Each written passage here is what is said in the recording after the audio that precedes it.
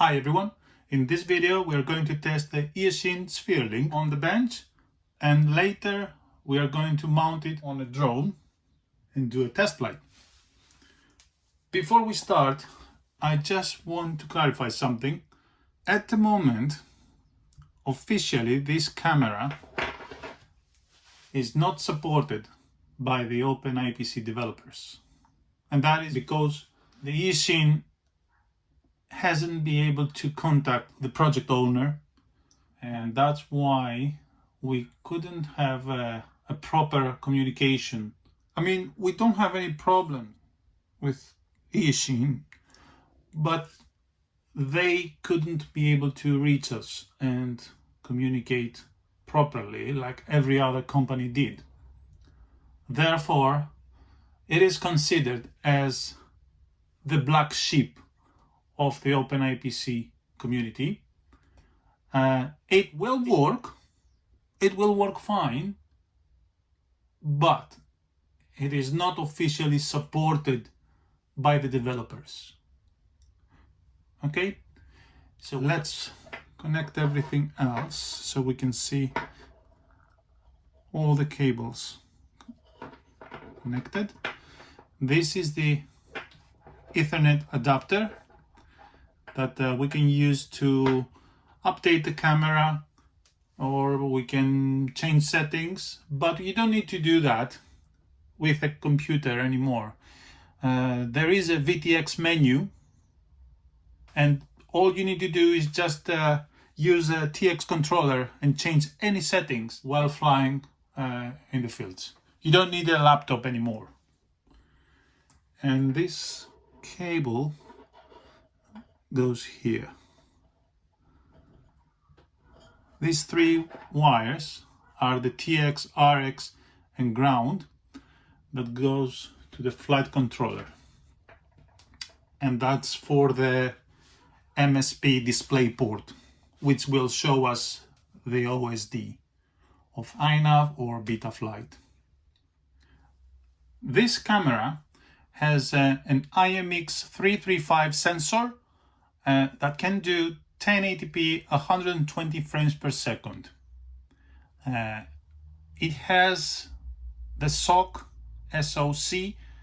on board, built in this tiny board, and a heatsink to cool it, of course, but I'm not really sure if it's enough. We'll see. It has a single core, and there is no option with a dual core and an IMX335. So you either get single core IMX335 or dual core IMX415. The IMX415 has less low light performance, and also it can do up to 720p 120 frames per second, or 1080p 90 frames per second. So it has less video capabilities compared to the IMX335, which is the one that I have. Now I have this flight controller already set up with iNav, and what I'm going to do is I'm going to use one of those UARTs and connect it to the camera so I can have the OSD of iNav on my video.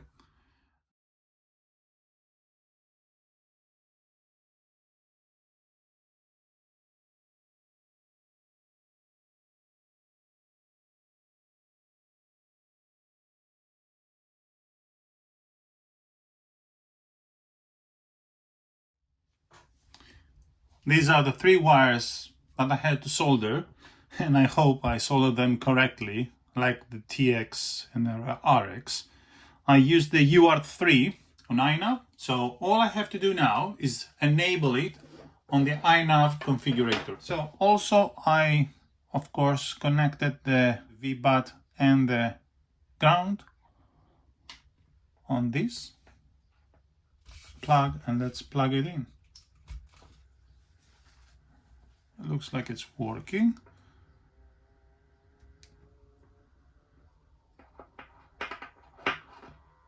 There is also a light here. And let's power up the ground station.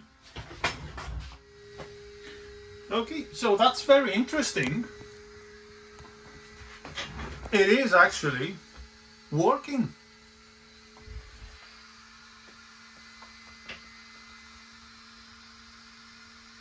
I didn't change anything, I didn't change any settings.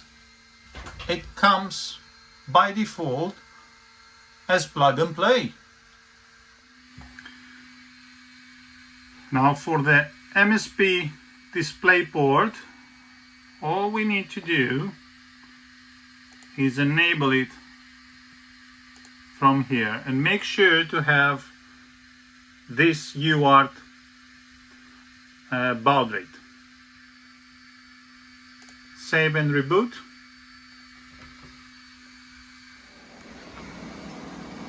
And after the reboot, you can see that we have telemetry and everything is working fine.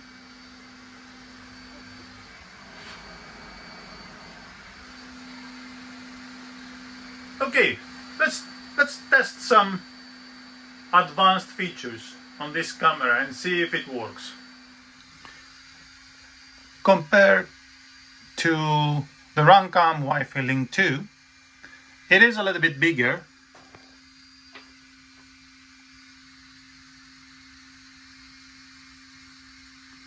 And it has the plugs on the back.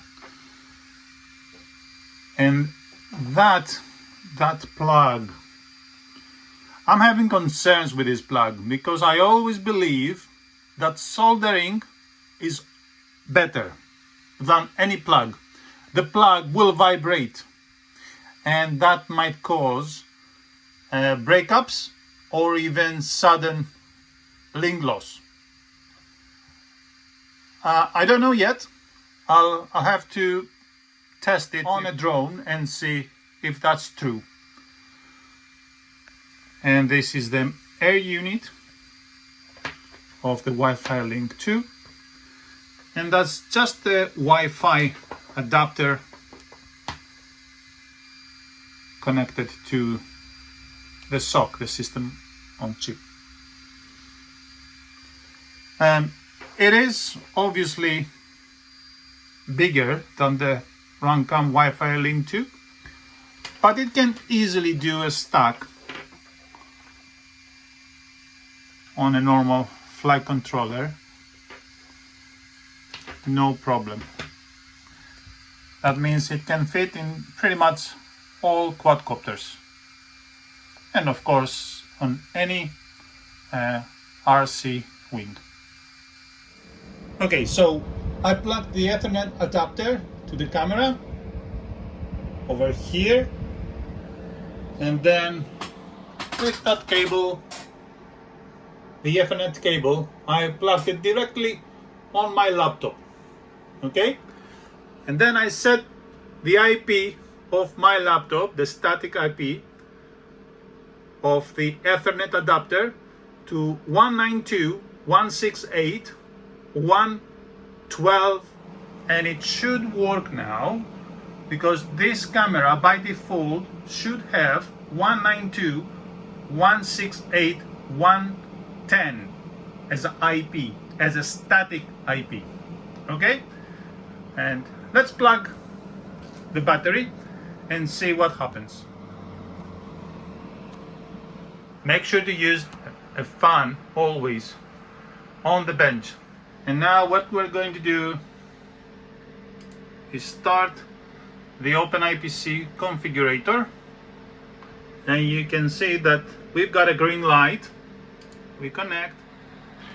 Okay, so apparently that means that this camera has the old firmware. That's fine. We're going to flash the latest one. So we'll go to setup, then select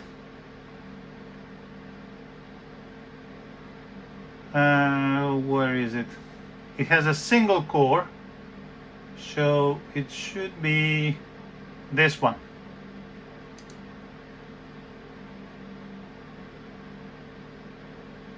And update.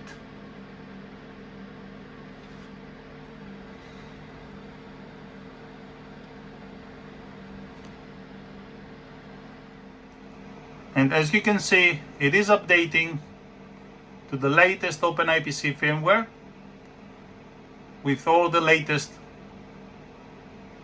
features such as adaptive link, jumbo packets.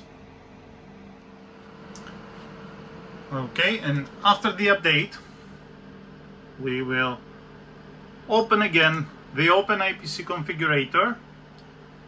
We will connect.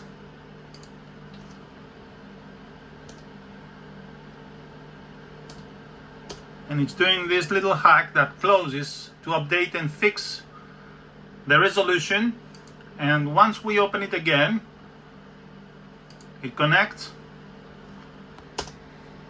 successfully. And now let's change some settings. Let's put this to 40. This one to 1.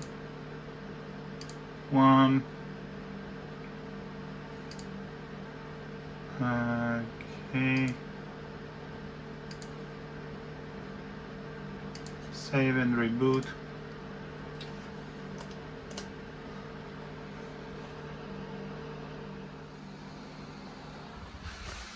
Let's power up the VRX. I'm using the Emax VRX, but it can work too with the Runcam as well.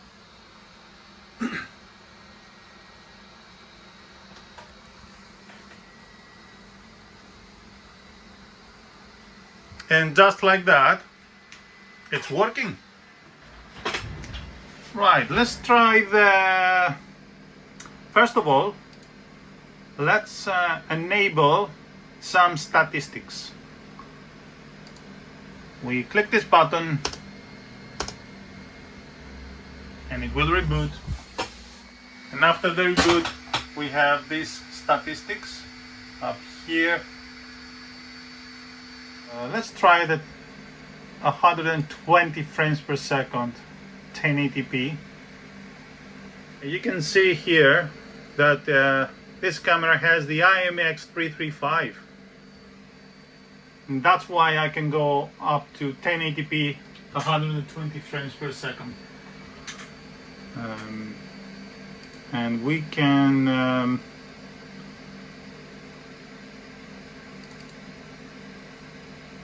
right, let's do this first. Let's change the settings for the frames per second, one thing at a time.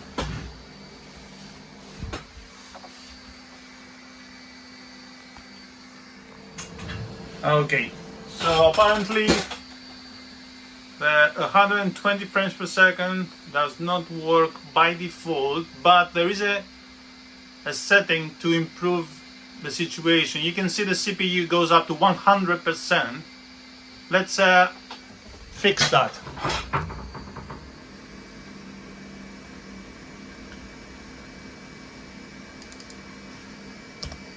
Let's enable the jumbo packets with this.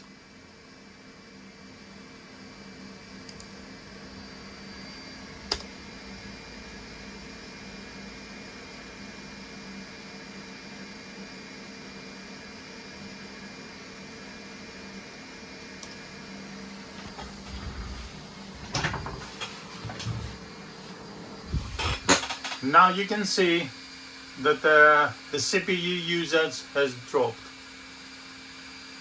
but there's still some glitches.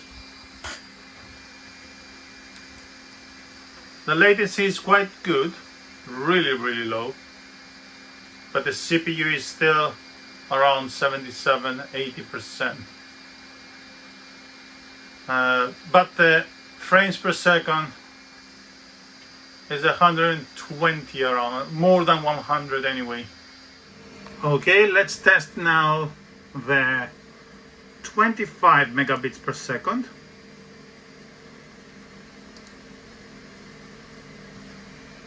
So these are the settings.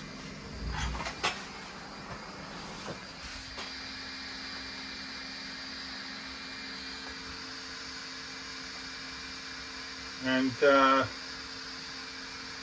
no, still the CPU is quite high. It's going 95%.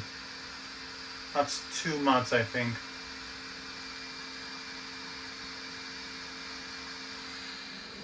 I tried a different sensor bin file.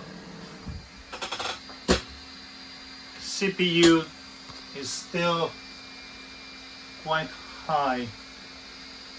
It is high, but I don't see any glitches. I mean, I'm not really sure. I can't believe that. I don't know what is happening. I'm surprised that the CPU is 90% and there are no glitches. Normally, above 80%, there are full of glitches everywhere.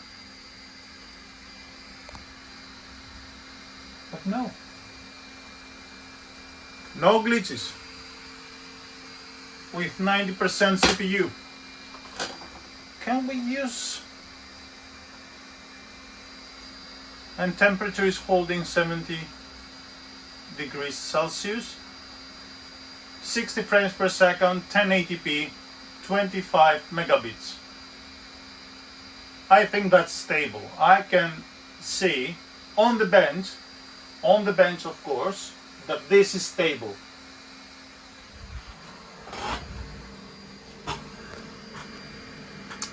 Okay, switching to 4 megabits per second. Still CPU usage high. What can it be? Check the settings.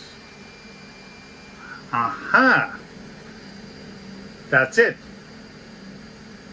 This is it. That's the problem now. So changing this value to noise level 0, I think we are going to have, let's save that and load these files now. Save and reboot. Let's upload them. Okay. Let's see what we got.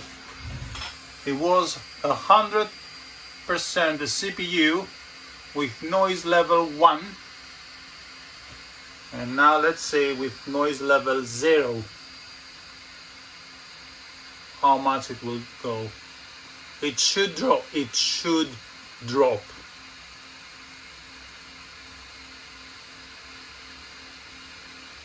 So that we can have the 120 frames per second at 1080p.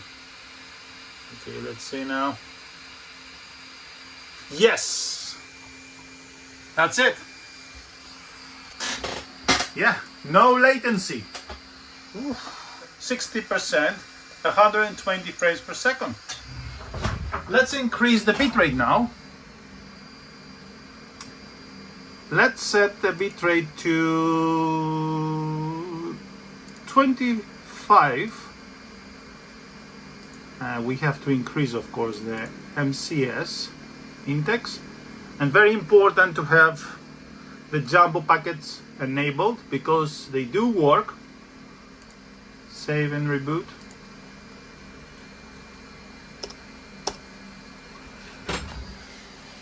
And we have 1080p, 120 frames per second, 25 megabits per second.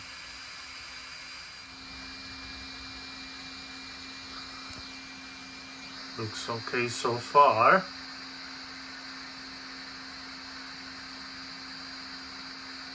No.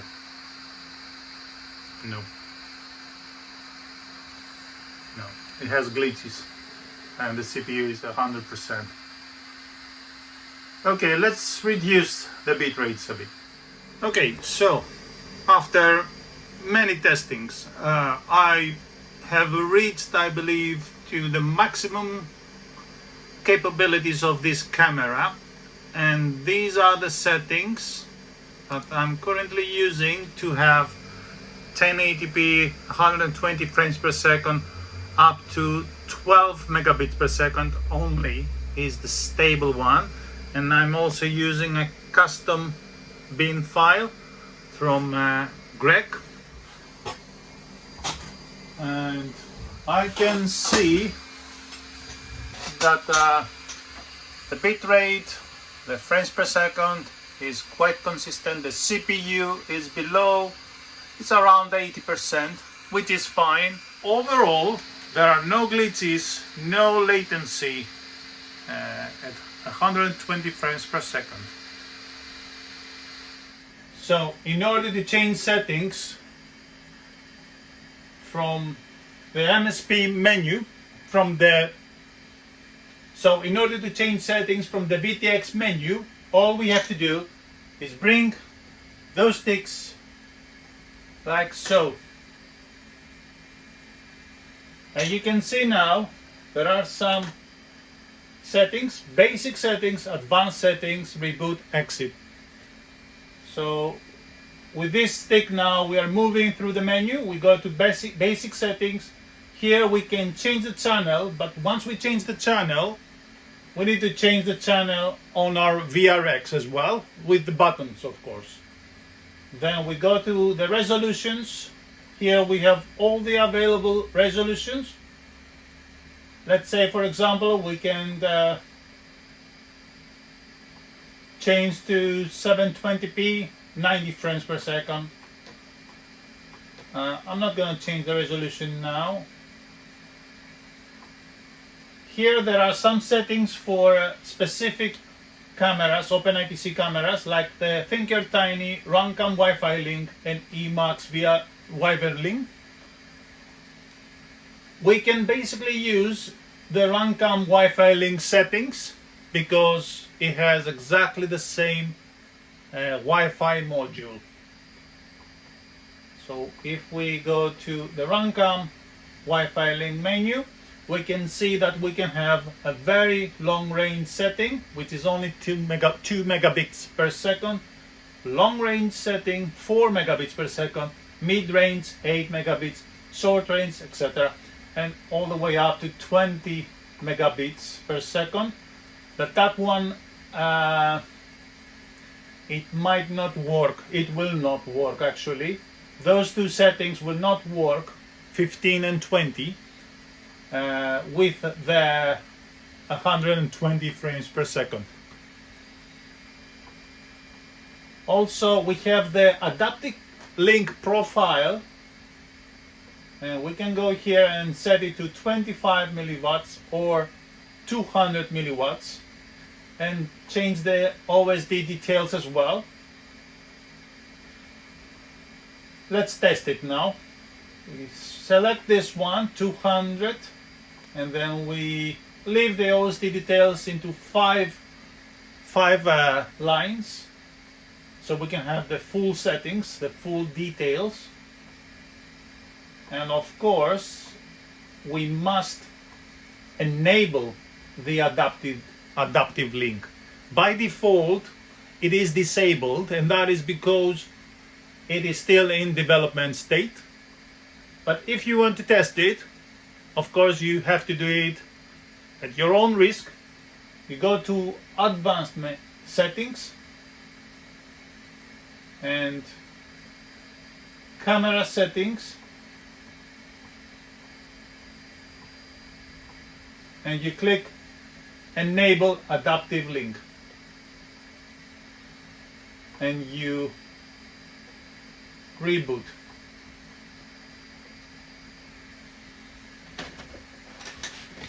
As you can see, I'm not using a computer to change any settings. Everything is done from the VTX menu. We do not need a computer to change any settings anymore.